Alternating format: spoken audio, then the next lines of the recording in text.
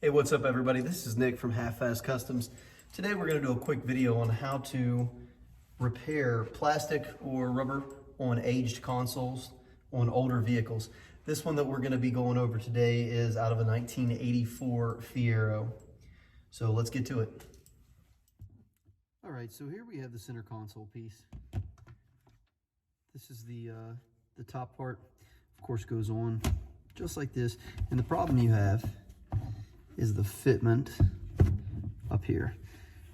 Actually, over the years, from the weather changes, the hot, then the cold, the glue actually separates, it gets old, it sticks to the foam comes undone, and this is what you end up with. So we've already did this side. It's nice and smooth. You can tell it looks factory again on this side here. We've got a very, very minor case of separation here where it's coming apart, but we're going to fix that as well. All you're going to need to fix this, we're using some Gorilla Glue. Just bought at your local hardware store, Advanced Auto. Just a couple pieces of small wood that's going to be used as braces whenever we use these small plastic vices. These are like 99 cents a piece at Harbor Freight, so they're perfect for little jobs like this. I don't use them a whole lot, but they're good for that. Other than that, I'm not sure about the quality of them.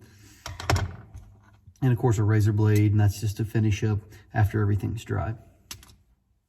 So what you're going to want to do, you're going to make sure, actually take your razor blade, clean out this foam that you see here.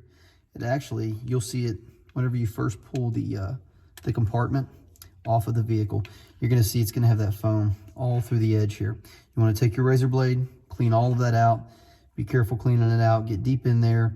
That way, this plastic will adhere to the metal framing on some vehicles, the plastic framing. Otherwise, it's not going to adhere. It's only going to stick to the foam, and it's just not going to work out. It's going to pull apart again over time. So what we're going to do now, I've already cleaned this out. What we're going to do is go ahead and put the glue in place, and then we'll start putting the braces on. So while applying this glue, you want to make sure and fill in all of the creases so that once it's pressed together and forcefully push on with your plastic vices here, that it will definitely have enough glue to adhere. So what I do first is I like to put it underneath. Now it will smash out and you'll get some residue. If you've ever used Gorilla Glue, you know what I'm talking about. You're going to use your razor blade and you're going to cut that off once you're done.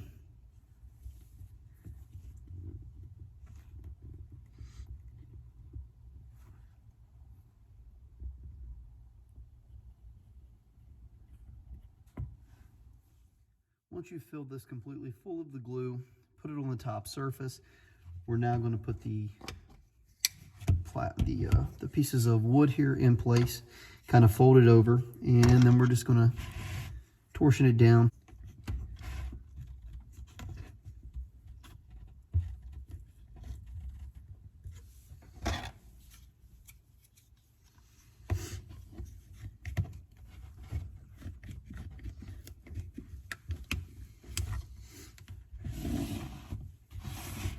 You want to check that, make sure it's pushed down where you want it. And we're going to do the same thing on this side here.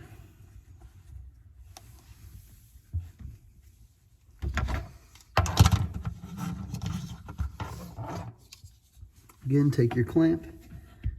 Everyone will be a little different. As far as the lip, but on this one, luckily, we've got plenty of a lip to tighten it down on.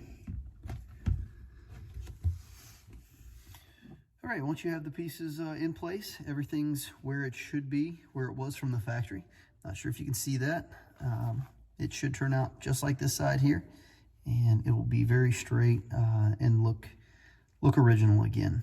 You can use the same technique on certain parts of your door panels around locking mechanisms or handles, as well as on the dash in certain areas around maybe your cluster, things like that, where there's been a lot of sun damage, a lot of heat and cold back and forth over the years on some of your older vehicles. After we get done with this, we'll do the small, minute areas. Then we're going to clean up the top panel. We're going to put a new shifter boot on, and then we'll do a video on the reinstallation of this as far as placing it back into the console and making sure everything is buttoned up. So I hope you liked the video. It's just a quick one to cover this topic. I looked for it. There wasn't a whole lot I could find on it, so hopefully it'll help somebody out.